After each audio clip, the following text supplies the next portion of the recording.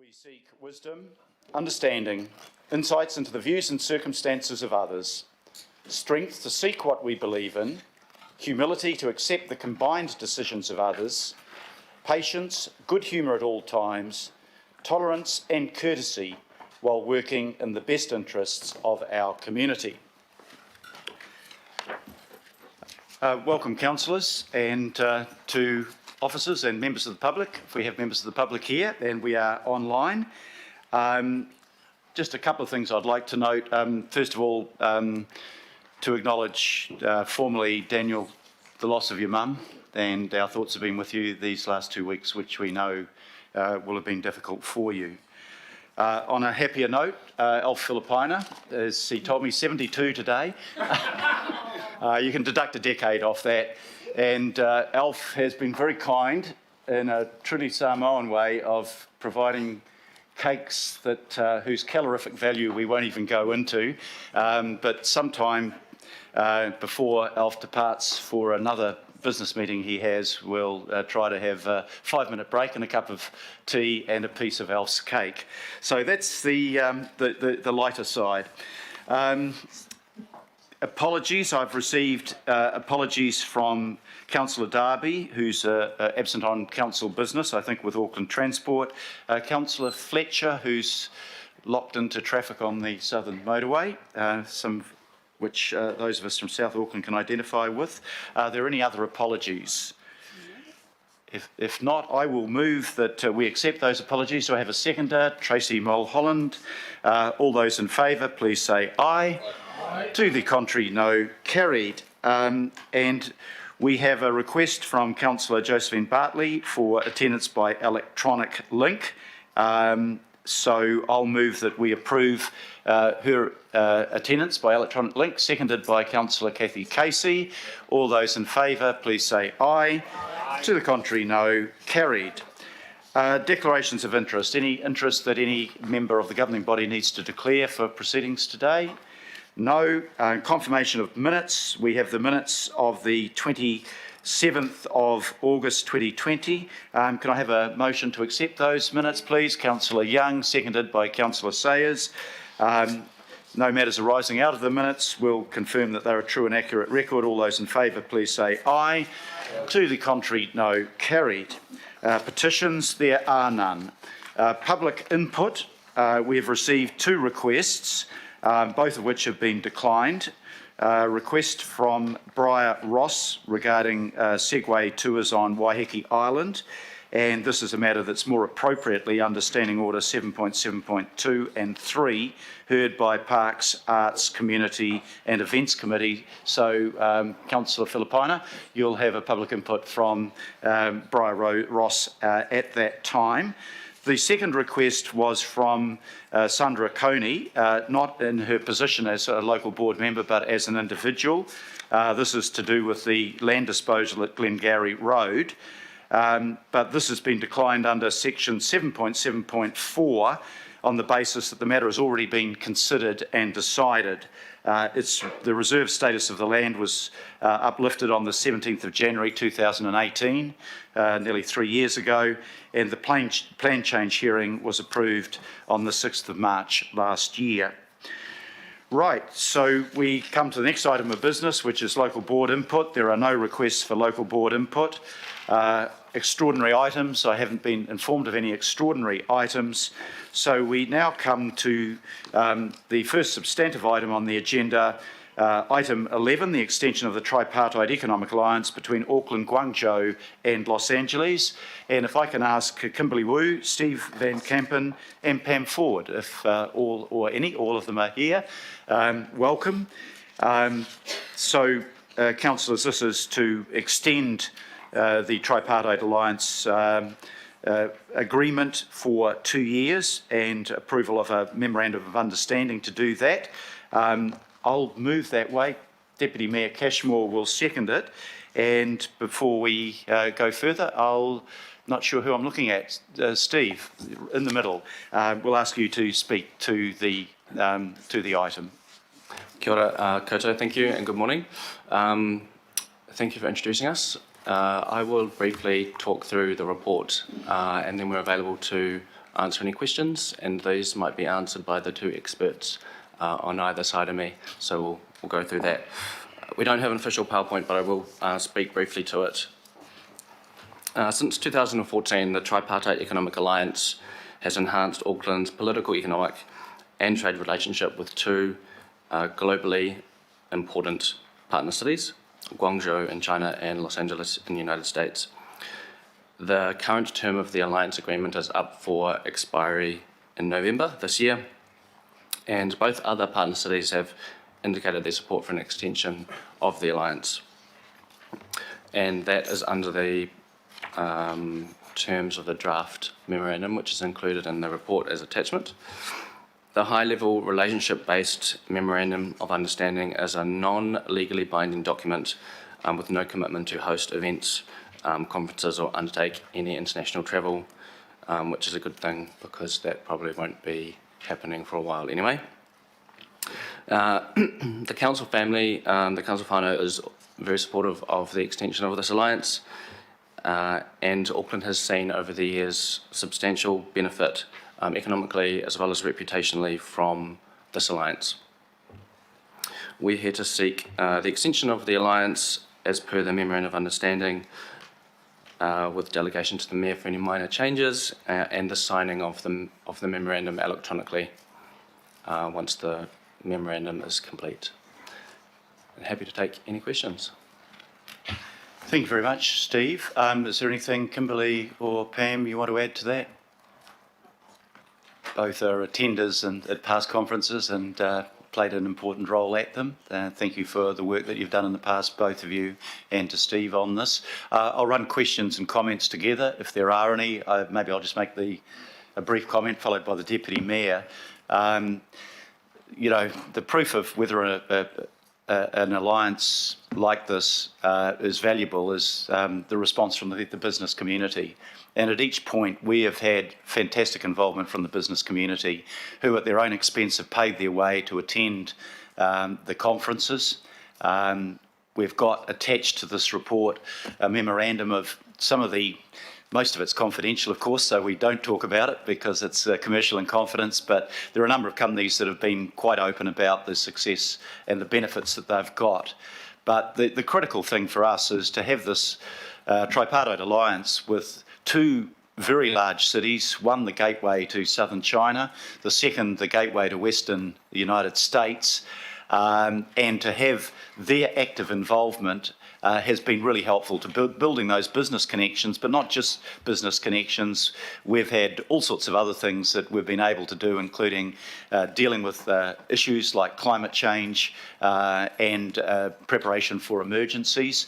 And I think that all parties have felt that this has been a grouping that has really delivered for each of those cities. So I'm very much in favour of extending it for the further 2 years. Deputy Mayor Bill Cashmore. Thanks, Mr Mayor, and thank you, team.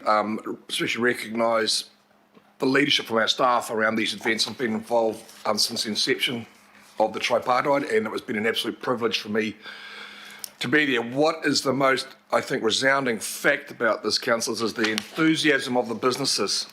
And it's not just their initial success when they visit LA or Guangzhou or meet delegates from those two cities here in Auckland.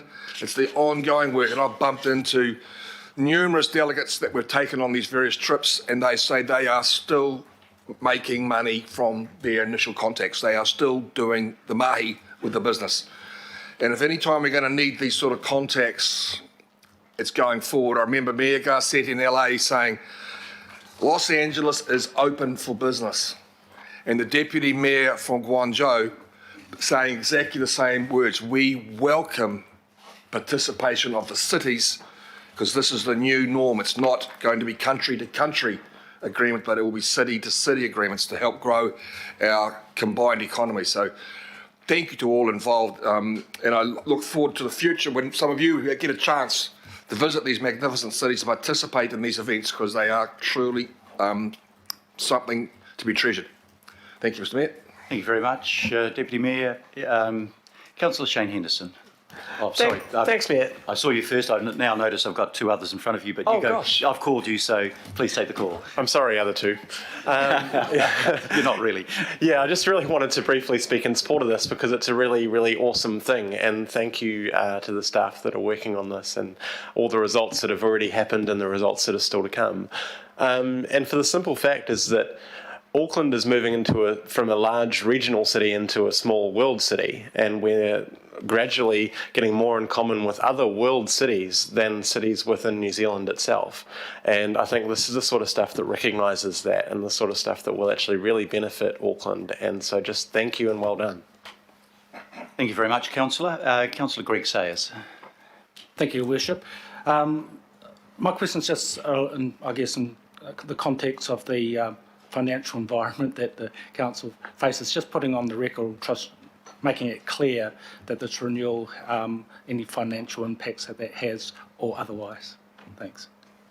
Yep, we all take note of that, and our travel budget, you won't be surprised to know that in the last year has been the lowest in the history of the council and any of its predecessors, but even before that is quite low. So we are conscious of it, but we're also conscious of the role that we have to promote Auckland businesses to the world and the benefits that we as a city get back from that, obviously, in terms of prosperity, jobs, etc. But your point's well made, and we're cognizant of it.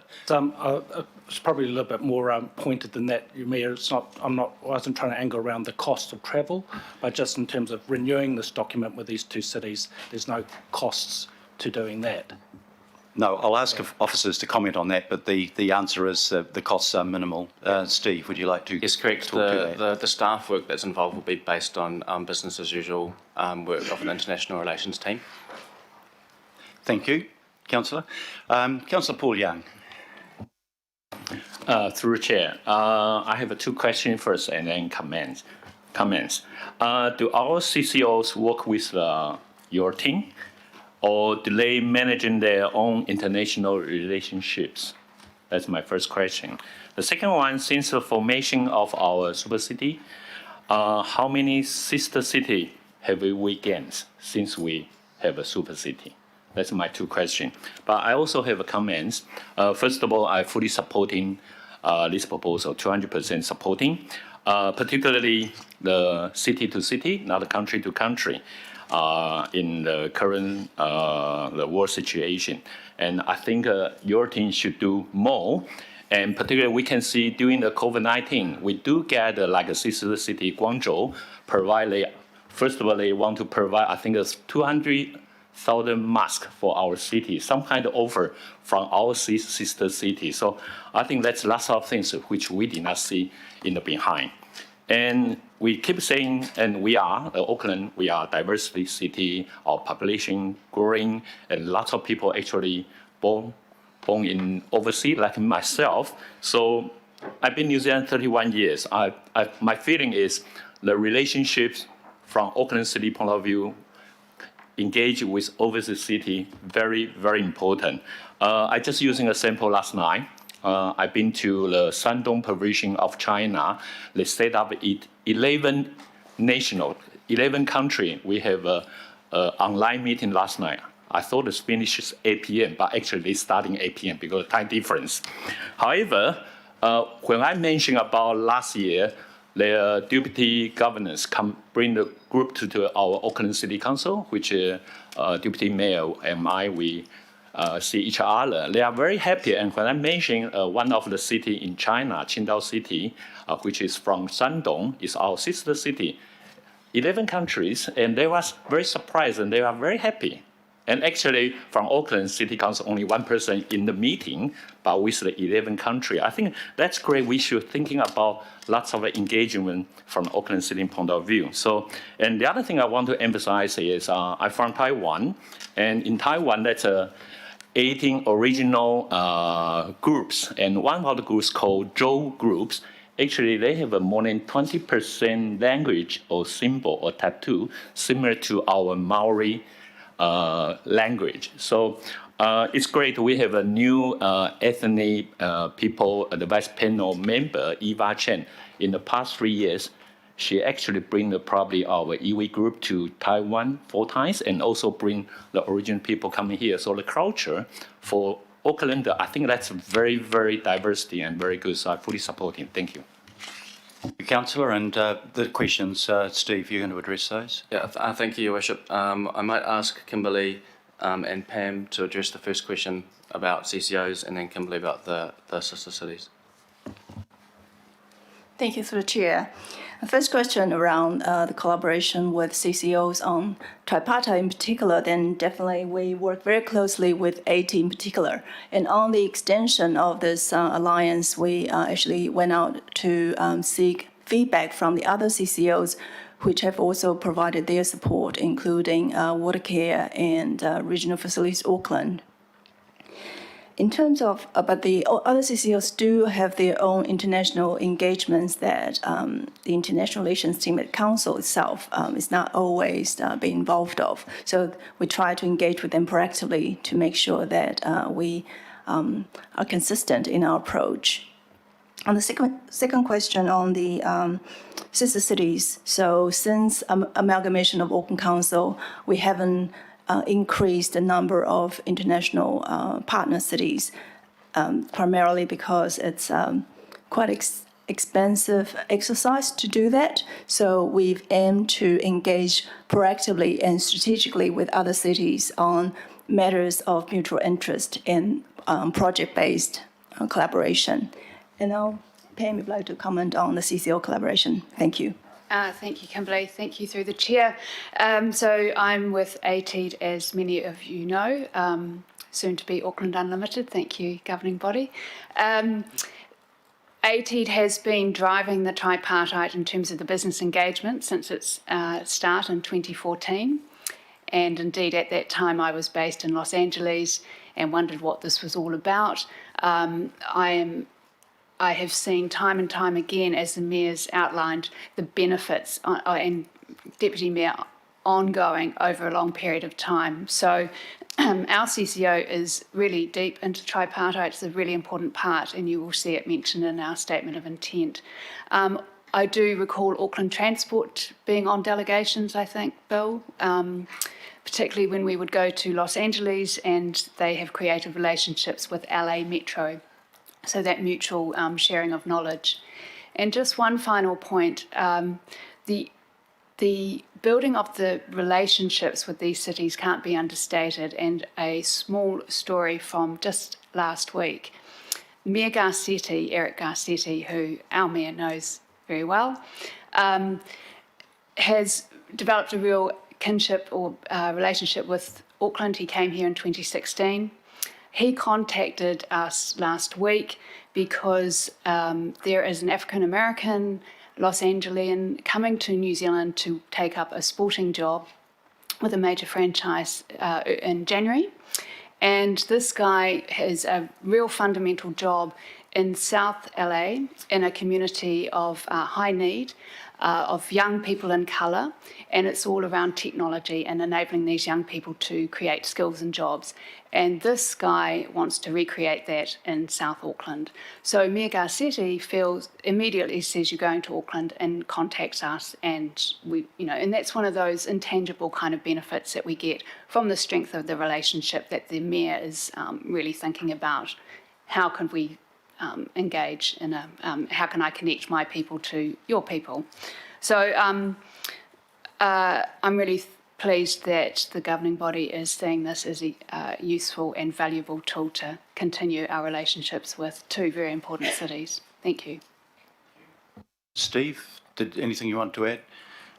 Just on Councillor Young's point, we get a lot of approaches for sister city relationships, but it's a question of being able to manage them. And while it's not a big deal probably for somebody in a very large city to come down to New Zealand on a regular visit, it's not our ratepayers' priority for us to do a lot of travel. Our focus is on Auckland. So we try to limit the number of sister cities, but as Councillor Young pointed out, if we can do stuff by Zoom, that's a great way of building relationships and learning things as well. Next, I've got a big list gathering here, so Councillor Hills. Thank you all. We'll have 2 questions and a quick comment. My first question, and maybe just for Pam, if you could give maybe 2 examples of, because I was quite astounded of the success of the previous. Obviously, it's pretty hard this year and probably next year, but some of the successes for Auckland, jobs-wise, if there's anything non-commercial you could speak about just for the record.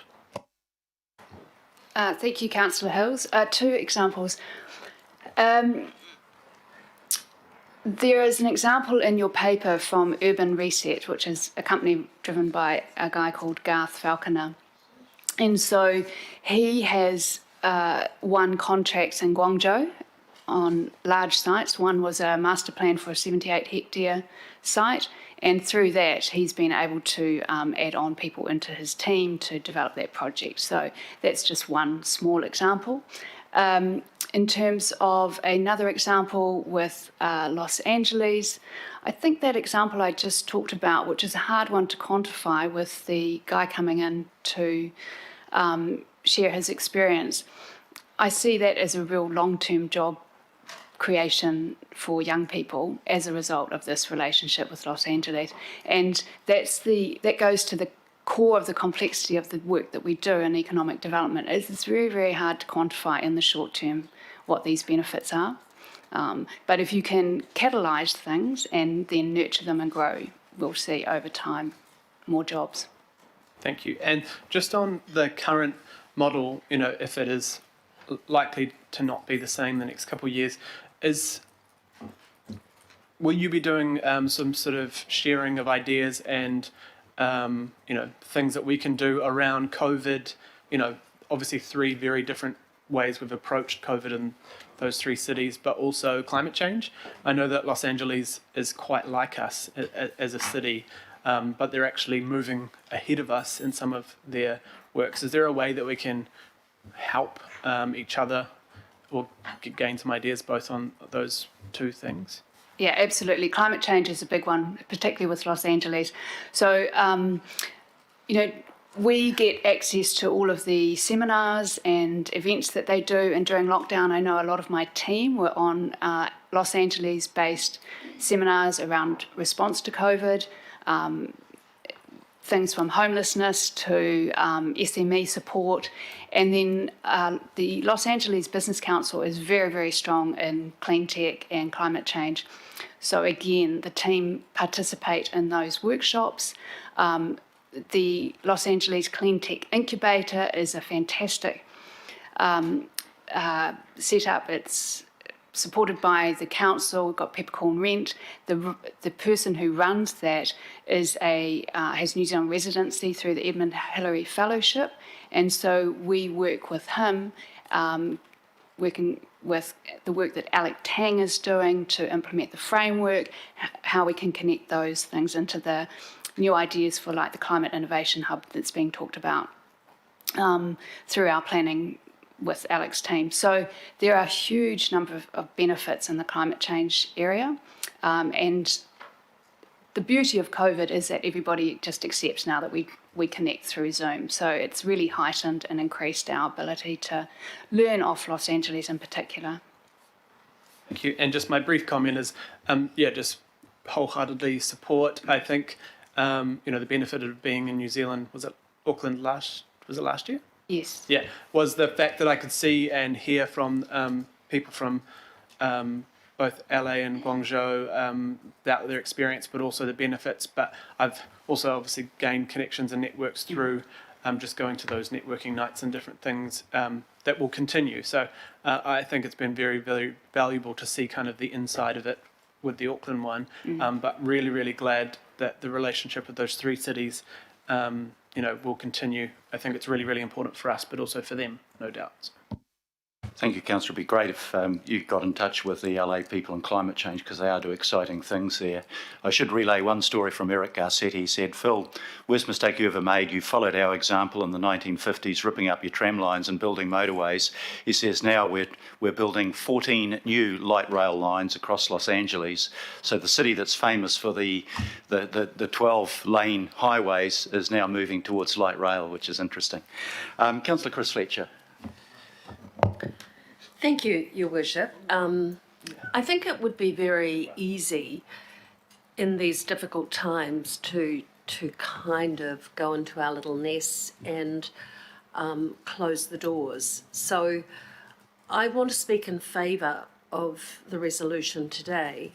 And why I do so, and I was grateful for your comments around wider sister city relationships, and it was a bit of a concern to me when we first amalgamated in 2010 that we had a lot, and we clearly needed to do a bit of culling there but I do want to talk about the strategic importance of particularly these two.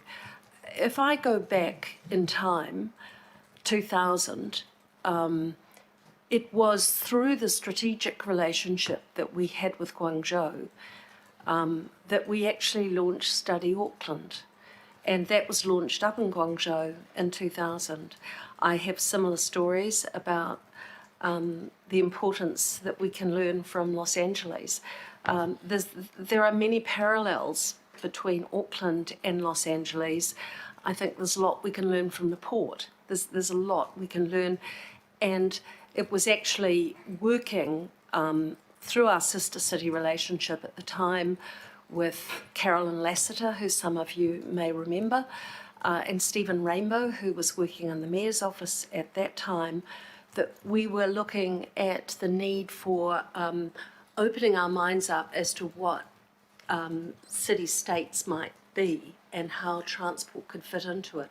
And some of the ideas around the international design competition for Britomart actually came out of that sister city relationship. So there's a very rich history to those, and the dividends that are paid may not be in the first decade, they might be in the second decade, they may be of a much longer term, but these relationships can really enrich Auckland at a cultural level, but they've been an integral part of helping us feel that we have come of age, that we can compete internationally. And so I strongly support these recommendations today, with, of course, the caveat that we don't go wild and crazy on what we might need to financially invest in them. But I think that there are all sorts of opportunities of minimising costs, and I know that Auckland Unlimited will be well placed to be able to broker further and leverage off those partnerships going into the future. So, Your Worship, I support you signing our lives away on extending this for the time being. I would be adverse to increasing the number of strategic relationships we have, but I think these two have paid enormous dividends, and without which I don't think we would have had amalgamation, because it was through competitive Auckland that all of the work on amalgamation actually came out, because we realised that if we didn't come together, we would not be able to make the types of decisions that we have. So I look back in history and thank the Stephen Rainbows and thank the Carolyn Lassiters and all of those that have come through and are stewarding, doing a great job in terms of stewardship of the relationships. And I think it would be nice to see this unanimously adopted today. Thank you, Councillor. I just had the sudden thought, Auckland Unlimited, Pam, does not mean your budget is unlimited. Just thought I'd mention that for Councillor Simpson. Councillor Fessor Collins. So thanks, Chair. I'm really supportive. I just have a question of the officers, and I know, and I don't think it's being cheeky, but it's the extension of the Tripartite Economic Alliance. I wonder if there is a consideration around socio-economic tripartite alliance. Look, the paper has a particular focus on business and trade and a climate emergency focus, so I read that in the paper. I'm really interested, though, to see what we can learn from young people, from the high Pacific community that's in LA as well. So I just wondered if all of that's going to be part of the interactions and the relationships that we'll have with both of these cities. And the one comment I'll make now, Mayor, and not have to comment later, is I'm really pleased. I don't know if this is normal practice, but the paper says that it will be signed in English, Te Reo, and in Chinese. So I think that's really awesome too. Thanks. Thank you, Councillor Collins. Fundamentally, it's an alliance around business engagement. However, from my perspective, from ATED and particularly our emphasis on South and West Auckland, the benefits that we can derive now that we've got that really great solid foundation of the relationship really do flow into our young people. So, and that example I gave you is going to be awesome for our Pacifica community. Yeah. Thank you very much. Councillor Wayne Walker. Got a question and a comment. In respect of the next tripartite, are we planning for more of a virtual get-together, given the proximity of COVID? So that will be our intention. And so Guangzhou is scheduled to host the next activity, which should have happened this year, but obviously didn't because of COVID. So when this extension is finalized and signed off, then we'll carry on with the conversation with the partners about how that event or activity might take place. So I've just got a follow-up comment around that, and that's around the necessity for the council to become smarter in terms of our networking and the like. So, for example, in Taiwan, all of the cities are pretty much networked digitally, much the same in South Korea, so you can have virtual meetings across other councils and so on. Often those things are around issues to do with civil defence and the like, but we've got ways that we could go there. Obviously, COVID has accentuated our pathway there. So I just toss that in.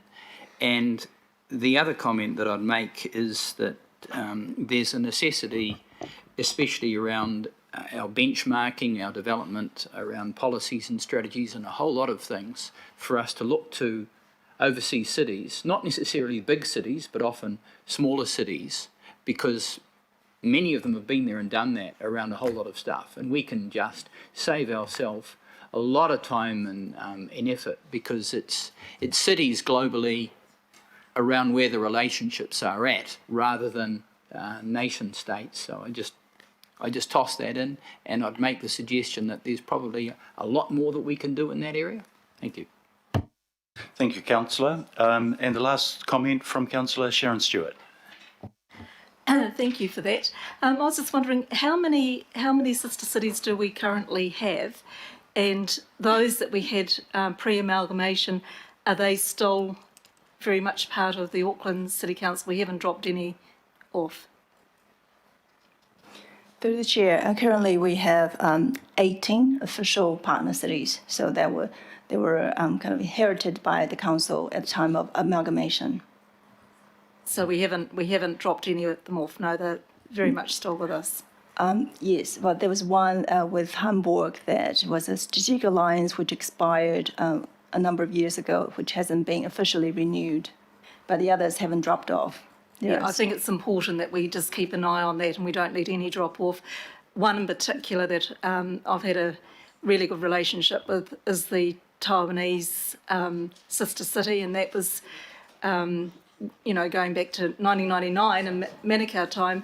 But for Auckland City time and New Zealand time, the relationship that we've had, and actually through me, the relationship that I have with a lot of the Taiwanese community and in particular, the sister city there, they were always the first to ever come to New Zealand. When we had the earthquake in Christchurch, they were there.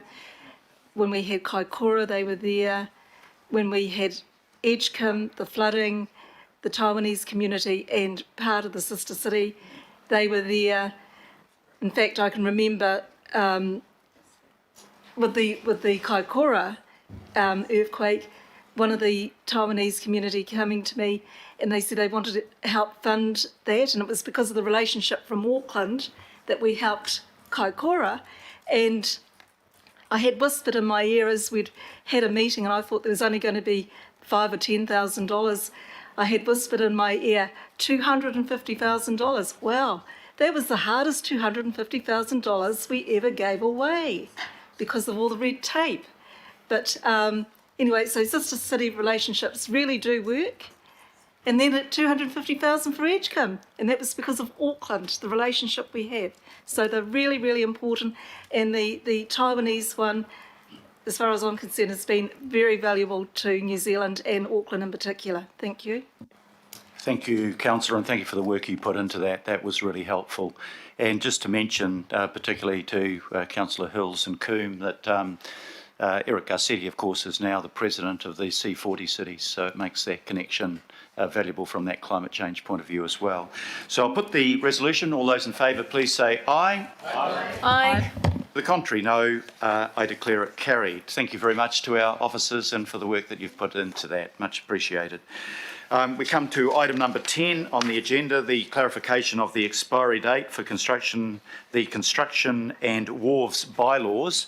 And I'll ask Paul Wilson, please, to come to the table. We've got Paul here.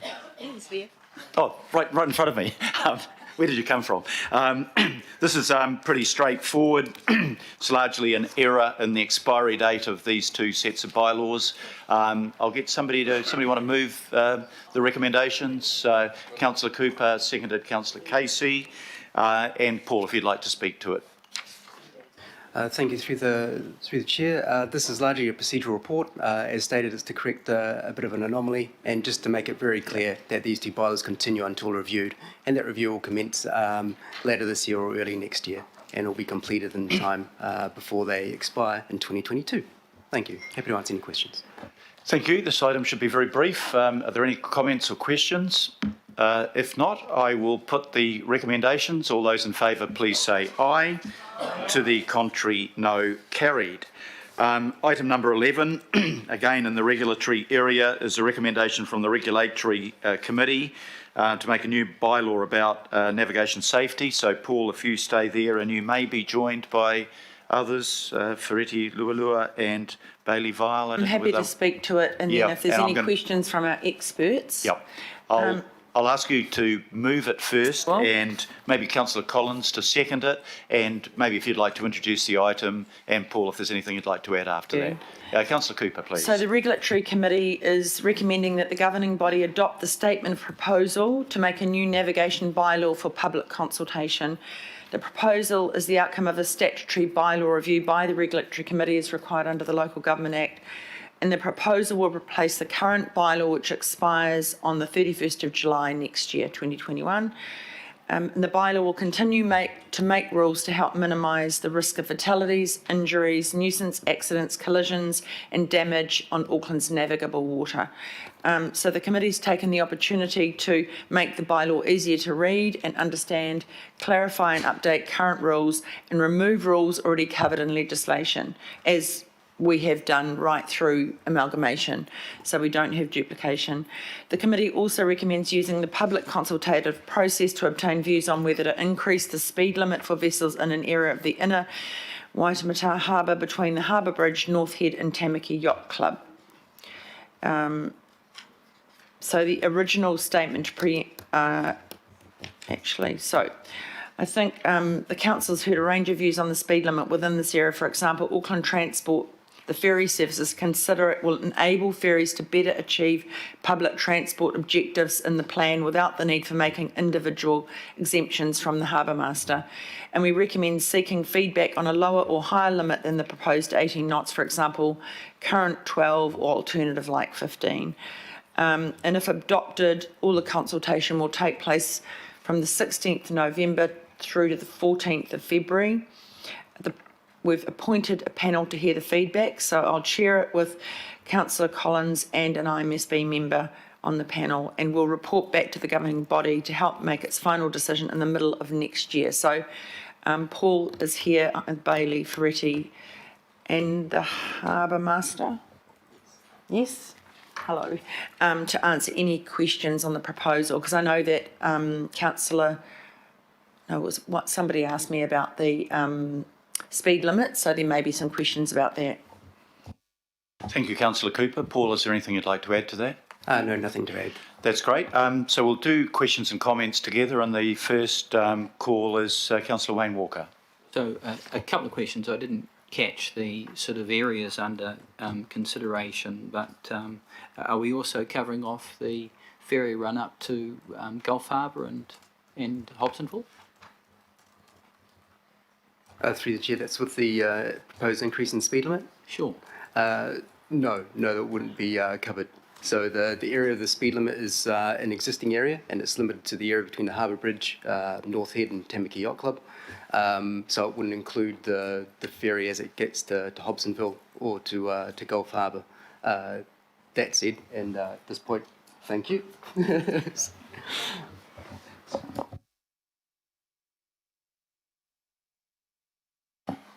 Yeah, good morning. I'm Andrew, the Harbour Master. Gulf Harbour, effectively once you get past North Head, there is no speed limit, so it's just how fast the ferry can travel in the prevailing weather conditions. Saying that if it's within 50 metres of another vessel, it has to slow down to 5 knots, and 5 knots within 200 metres of the shore. But there's no speed limit as such once you're in the open waters. And over to Hobsonville? Same thing. Once you get under the Harbour Bridge, as long as you stay 200 metres off the shore and 50 metres off another vessel, you can go as fast as you like. There is international regulations that say you have to operate at a safe speed, but there's no official speed limit. That's for the master to determine the safe speed. The other question I've got is, are we factoring in the concerns around the resident population of Brooder's whales in the Hauraki Gulf? It's a tough one because the Maritime Transport Act is the legislation that enables the council to make a navigation safety bylaw, and the navigation safety bylaw can only be written in the name of maritime safety, not environmental whale protection type things. There are existing legislation that is under the jurisdiction of Department of Conservation that tells you how close you can get to a marine mammal, for instance, but not in the bylaw. Thank you very much. Thank you, Andrew. I might just get you to stay at the table in case there are other questions to you. Councillor Fletcher. Mine is just by way of a comment. I think we're very fortunate to have Linda Cooper as the chair of regulatory. I realise how important this work is, and in a regulatory sense, I feel that these matters have been dealt with comprehensively. It's fantastic when they come before us and we can just sign them off, and to thank Paul and the Harbour Master as well. And these comments also apply on the other item on outdoor fireplaces. Thank you. Thank you very much, Councillor. Councillor Cathy Casey. Andrew, I think you were there for the discussion at Regulatory about reporting near misses. How do you communicate that to people on the water? Whose responsibility is it to tell them that if you have a near accident, you have to tell the Harbour Master? Commercial vessels, it's legislated, and there's a legal requirement for them to tell us, and so the commercial operators know. Unfortunately, recreational boating, there's no qualifications required, and we have had enough a job trying to get people to navigate safely. So I've no doubt that a lot of them don't know their responsibility is to tell us if they have a near miss. We normally hear about it rather than through a reporting basis, through a complaints. You know, people are very keen to dob someone in if they go too fast past them or they have a near collision. So we usually hear about it in the form of a complaint rather than a report of such. And so once we get those, we if we get a complaint, we'll contact the person and get more details and determine. Normally we can resolve it over a chat, but if it's serious, we pass it on to Maritime New Zealand, and they've got a team of investigators that can investigate. But yeah, there's nothing really that tells people at the moment that it's their duty to report near misses. Thank you very much. I don't have any other questions or comments. So I want to again thank actually both Linda Cooper and Fessor Collins, because they're going to do the mahi on the Have You Say. This is a paper that then goes out to consultation, as you'll see from the recommendations. But the recommendations are straightforward, so I'll put the recommendations. All those in favour, please say aye. Aye. To the contrary, no. I declare it carried, and thank you very much, both Andrew and Paul, for appearing before us today. Item number 12 is also on regulatory. So, Paul, you stay at the table again, and we may have Antonia Butler and Katie Kim, who are welcome to join at the table if they so wish. Councillor Cooper, I'll ask you to move this. Thank you, and can I have a will. seconder, please? Councillor Stewart, and this is to repeal the bylaw, or part of the bylaw, and to allow the remaining parts to lapse. But Councillor Cooper, if you'd like to introduce it. As you said, Your Worship, this is not about a new bylaw. It's, as has been our practice, to rationalise over time the number of bylaws we've had, but also not cause duplication if there are rules in either the unitary plan or legislation that regulate things, for us not to, double dip basically. So this is about the outdoor fire safety, and we're recommending that we revoke parts of the Council's Outdoor Fire Safety Bylaw that have been the responsibility of Fire and Emergency New Zealand FEN since 2017. And allow the remaining part about smoke nuisance to lapse in December next year, because this has been regulated under the Auckland Unitary Plan since 2016. So for both parts of that, it's not necessary any longer. So if we weren't doing this, the bylaw would expire in 2021 and we'd have to make a new one, but we don't need to. So we recommend. The recommendation is the outcome of the statutory bylaw review by the Regulatory Committee as required by the Local Government Act. And the review confirmed that the bylaw is no longer used and is not required. Unlike other bylaw reviews, the Local Government Act 2002 does not require a public consultative procedure to revoke parts of the bylaw that are inconsistent with the Fire and Emergency New Zealand Act. And for the remaining part of the bylaw about smoke nuisance, it recommended that the Council allow this part to lapse to avoid unnecessary public consultation, given it has been addressed through the Auckland Unitary Plan since 2016, and there are no changes of levels of service to the public, and as we had huge consultation in the Unitary Plan. People calling about fire safety will be referred to Fire and Emergency New Zealand, and as has been the case since 2017, and people calling about smoke nuisance or hazard will still be referred to the Unitary Plan, as has been the case since 2016. So I'll hand over for any questions to our capable staff. Paul, is there anything you want to add to Councillor Cooper's comments? No, nothing to add. Pretty straightforward. We've got comments and questions together, and first comment coming from Councillor Sharon Stewart, please. Thank you, Paul. Just on the fire hazard, you're probably aware, Paul, I'm sure that you're aware, as a question, that we had a fatality in Howick a week and a half ago.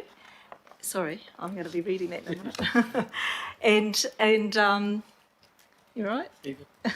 Sorry, Sharon. Sorry, you've put me off. Sorry. That's all right. I don't do it very often. Sorry. Okay. So anyway, we had this fatality in Howick, and that's down a very long driveway.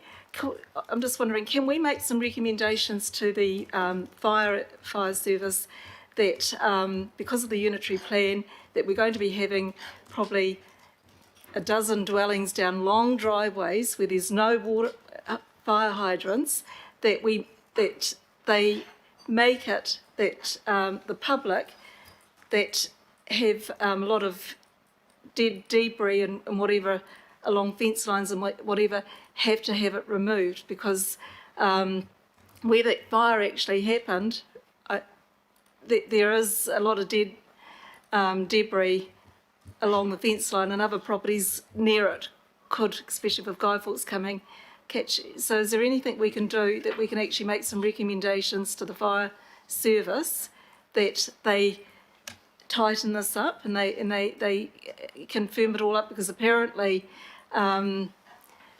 they can't really do much about it, and I think we should be making sure that they do something about it, because we've got, we've got all this unitary plan happening, and we've got all these long driveways where there's no fire hydrants, and fire emergency vehicles can't even get down there. I mean, that was, they had about 7 or 8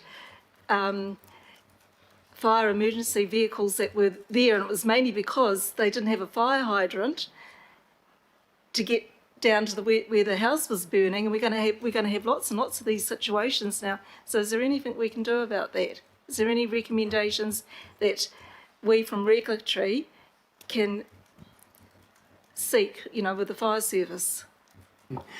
Through the chair, we can certainly convey those concerns to them when we let them know what the resolution of the governing body is. Generally speaking, it's outside the scope of this bylaw we're talking about, though. Yeah. Okay, thank you very much. Councillor Greg Sayers. Thank you, Mr Mayor. Phil, just a quick question around the smoke. So if somebody rings about a complaint of smoke coming across their property, that remains with Auckland Council, and we'd have to send our own compliance team out to have a look. Is that correct? Yeah, okay. Thanks. Thank you. I have no other comments or questions, so I'll put the recommendations. All those in favour, please say aye. Aye. To the contrary, no. I declare that carried. Thank you very much, Paul.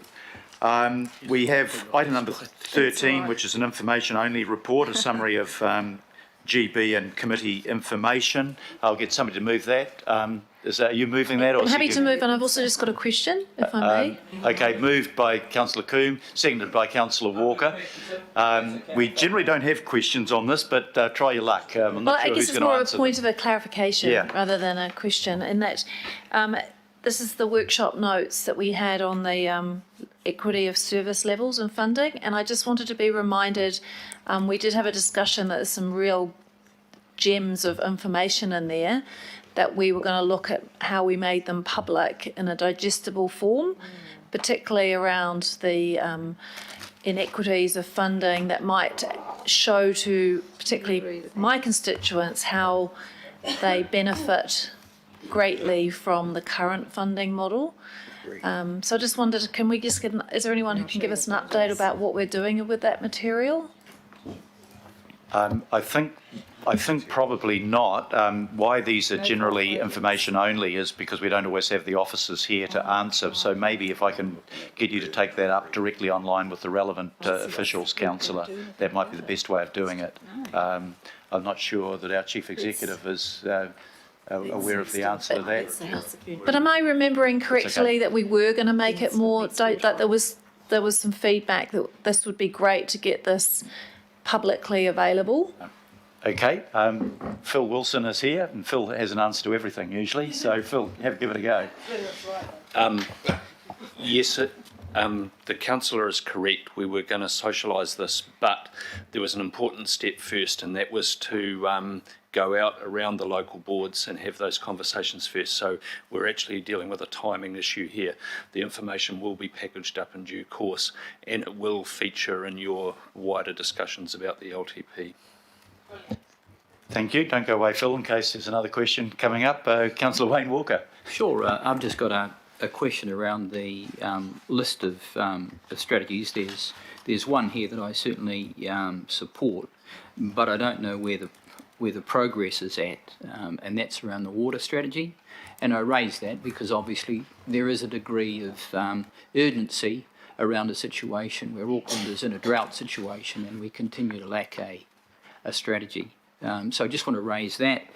And then the other question I've got is the CCO review traversed a number of other strategies, for example, the marina strategy that we voted on, I think, well over a year ago now, that doesn't appear to have had too much progress, though there are critical issues that needs to address. The lack of a property strategy, the lack of an investment strategy, the need for a regional transport plan that's a partnership between Auckland Council and Auckland Transport, the lack of the cultural strategy. Obviously there's the ongoing issue of around the stadium strategy. We don't have a civic strategy. So I'm just raising a few matters that quite obviously need to be on our work list, but they're not on the list that we've got here. If I can just have a quick crack at that, I probably don't want to encourage people to raise questions out of an information-only report. The appropriate time on the CCO matters that you've raised, secondly, would have been the CCO Oversight Committee, where we've just met, and again taking it back and getting progress reports from that committee. On the first, the water strategy, from recollection, I think we've got a strategy meeting involving water care next week, if I'm right. I'm not sure. Yes. Yeah, next week. But Phil, you had something you might want to answer on that in addition? Sorry to repeat Your Worship's comments, but these strategies are being prioritised right now. I haven't got a specific timeline for each one in particular. There are a few that have been prioritised at the head of the queue, and there's a work program, a quite robust structured work program for the CCO review implementation, including some of the strategy aspects that the council is talking to being worked up. So I can provide feedback outside of this meeting. Thanks, Phil. And the reason I just raised the issue around those strategies is a large number of those strategies actually aren't strategies of the CCOs. They're strategies of Auckland Council, though the CCOs may have some relationship with them. So the appropriate location and time for me to raise it was this meeting. Thank you. Thank you. Councillor Philippine. Thank you, Worship. And the question is only on clarification. What was it, Pacific strategy or specific? Because I will support a Pacific strategy if that was tabled. Thank you. We'll let you get away with that comment because it's your birthday. Otherwise, okay. I'll put the recommendation. All those in favour, please say aye. Aye. To the contrary, no. I declare it carried. Item number 14 is a open process noting report. This is the preparation of Auckland Council's annual report and the summary annual report. And this basically notes that we'll be dealing with this matter under confidential. But I've got Francis here in case, and John, who's coming up as well. To see, I'll move it. I'll ask Councillor Simpson to second it. Usually there's no comment to make on these because we'll have a full discussion under confidential. But I'll raise the opportunity for anybody to raise questions or to make a comment. Councillor Kathy Casey.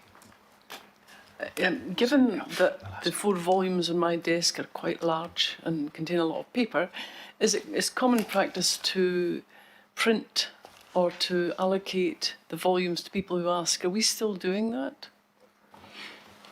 Through you, Chair. Yes, if you request them, we do have copies printed, and we will have them available should you want them. So when we put our information out to the public, will that be made known? It's just that older.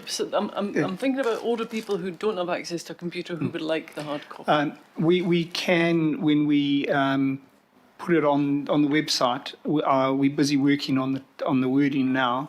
We will include that if you need a hard copy, you can correct it. They will be available at all the all the libraries as well, as in the past. Thank you for raising that question, Councillor. This is a noting paper, as I said before. I'll put the resolution. All those in favour, please say aye. Aye. To the contrary, no. Carried.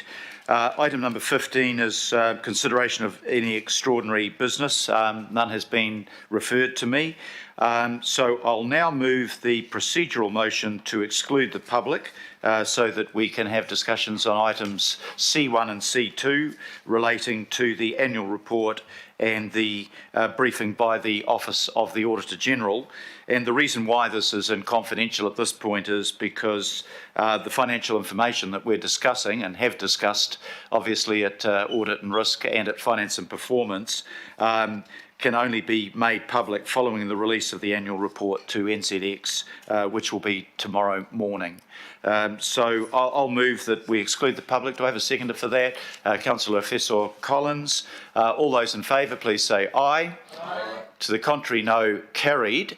And just while we go through the normal routine and we have a break, can I suggest we just have a 5-minute break so that we can enjoy Councillor Filipaina's hospitality before he has to leave, and then we'll go back. And the invitation also extends to the Office of the Auditor General if they'd like some cake and a tea and coffee. I don't think that's regarded as treating, so it probably meets the rules, but let me know if it doesn't. Your Worship, just so that everybody knows there's enough cake for our staff and the brother and the sister at the back as well. So there's heaps over there, just grab a piece. Thank you, Your Worship. That's another way of saying save us from ourselves too. Thank you.